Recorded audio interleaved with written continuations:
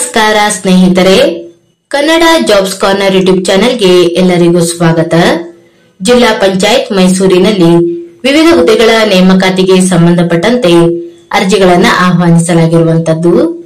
ಇನ್ನು ಯಾವ್ಯಾವ ಹುದ್ದೆಗಳಿವೆ, ಎಷ್ಟೆಷ್ಟು ಹುದ್ದೆಗಳು ಖಾಲಿ ಇರುವಂತದ್ದು, ಏಜ್ ಲಿಮಿಟ್, ಎಜುಕೇಶನಲ್ ಕ್ವಾಲಿಫಿಕೇಶನ್ ಹಾಗೂ ಸೆಲೆಕ್ಷನ್ ಪ್ರೊಸೀಜರ್ ಬಗ್ಗೆ ಈ ಒಂದು ವಿಡಿಯೋದಲ್ಲಿ ಮುಂದೆ ನೋಡ್ತಾ ಹೋಗೋಣ.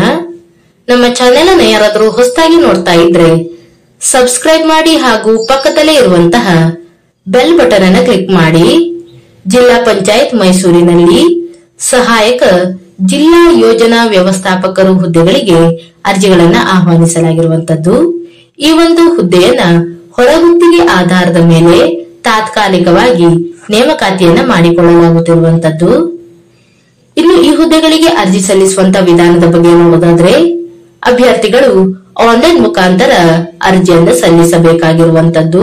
ಇನ್ನು ವೆಬ್ಸೈಟ್ ವಿಳಾಸವನ್ನು ಸಹ ನೀಡಿರುವಂತದ್ದು mysore.nic.in.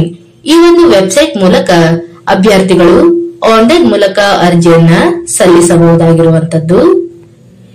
ಇನ್ನು ಈ ಹುದ್ದೆಗಳಿಗೆ ಸಂಬಂಧಪಟ್ಟಂತೆ ಏಜ್ ಲಿಮಿಟ್, ಎಜುಕೇಶನಲ್ ಕ್ವಾಲಿಫಿಕೇಶನ್ ಹಾಗೂ ವೇತನ ಶ್ರೇಣಿಯ ಬಗ್ಗೆ ನೋಡ್ತಾ ಹೋಗೋದಾದ್ರೆ, ಸಹಾಯಕ ಜಿಲ್ಲಾ ಯೋಜನಾ ವ್ಯವಸ್ಥಾಪಕರ ಹುದ್ದೆಗಳು ಖಾಲಿ ಇರುವಂತದ್ದು.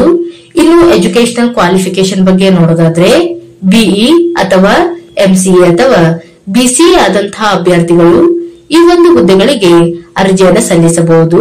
ಇನ್ನು ಅಭ್ಯರ್ಥಿಗಳು ಬಿಇಯಲ್ಲಿ ಸಿಎಸ್ ಅಥವಾ ಎಎನ್ಸಿ ಅಥವಾ ಐಎಸ್ ಮಾಡಿರುವಂತಹ ಅಭ್ಯರ್ಥಿಗಳು ಅರ್ಜಿಯನ್ನು ಸಲ್ಲಿಸಬಹುದಾಗಿರುವಂತದ್ದು. ಇನ್ನು ವೇತನ ಶ್ರೇಣಿಯ ಬಗ್ಗೆ ನೋಡೋದಾದ್ರೆ, ಈ ಹುದ್ದೆಗಳಿಗೆ ಆಯ್ಕೆಯಾದಂತಹ ಅಭ್ಯರ್ಥಿಗಳಿಗೆ ಪ್ರತಿ ತಿಂಗಳು 30,000 ವೇತನವನ್ನು ನೀಡಲಾಗುವಂತದ್ದು ಹಾಗೂ ಒಟ್ಟು ಒಂದು ಹುದ್ದೆ ಖಾಲಿ ಇರುವಂತದ್ದು.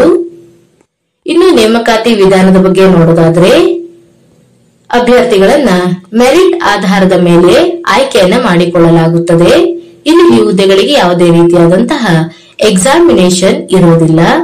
ಅಭ್ಯರ್ಥಿಗಳನ್ನ ನೇರ ನೇಮಕಾತಿಯ ಮೂಲಕ ಆಯ್ಕೆಯನ್ನ ಮಾಡಿಕೊಳ್ಳಲಾಗುವಂತದ್ದು. ಇನ್ನು ಈ ಹುದ್ದೆಗಳಿಗೆ ಅರ್ಜಿಯನ್ನ ಸಲ್ಲಿಸಲು ಪ್ರಾರಂಭ ದಿನಾಂಕವನ್ನ ನೋಡೋದಾದ್ರೆ, ಜುಲೈ 29ರಿಂದ ಆಗಸ್ಟ್ 12ರವರೆಗೆ ಅಭ್ಯರ್ಥಿಗಳಿಗೆ ಅರ್ಜಿಯನ್ನ ಸಲ್ಲಿಸಲು ಅವಕಾಶವನ್ನ ನೀಡಲಾಗಿರುವಂತದ್ದು. ಇನ್ನು ಆಸಕ್ತ ಮತ್ತು ಅರ್ಹ ಅಭ್ಯರ್ಥಿಗಳು ಈ ಒಂದು ಹುದ್ದೆಗಳಿಗೆ ಅರ್ಜಿಯನ್ನು ಸಲ್ಲಿಸಬಹುದು. ಇವಿಷ್ಟು ಜಿಲ್ಲಾ ಪಂಚಾಯತ್ ಮೈಸೂರಿನಲ್ಲಿ ಕರೆಯಲಾದಂತಹ ಸಹಾಯಕ ಜಿಲ್ಲಾ ಯೋಜನಾ ವ್ಯವಸ್ಥಾಪಕರು ಹುದ್ದೆಗಳಿಗೆ ಸಂಬಂಧಪಟ್ಟಂತ ಮಾಹಿತಿಯಾಗಿರುತ್ತದೆ. ಈ ಒಂದು ವಿಡಿಯೋ ನಿಮಗೆ ಇಷ್ಟವಾಗಿದ್ದಲ್ಲಿ ಒಂದು ಲೈಕ್ ಮಾಡಿ, ಶೇರ್ ಮಾಡಿ ಹಾಗೂ ಸಬ್ಸ್ಕ್ರೈಬ್ ಮಾಡಿ. ಜೊತೆಗೆ ಪಕ್ಕದಲ್ಲೇ ಇರುವಂತಹ ಬೆಲ್ ಬಟನ್ ಅನ್ನು ಕ್ಲಿಕ್ ಮಾಡಿ.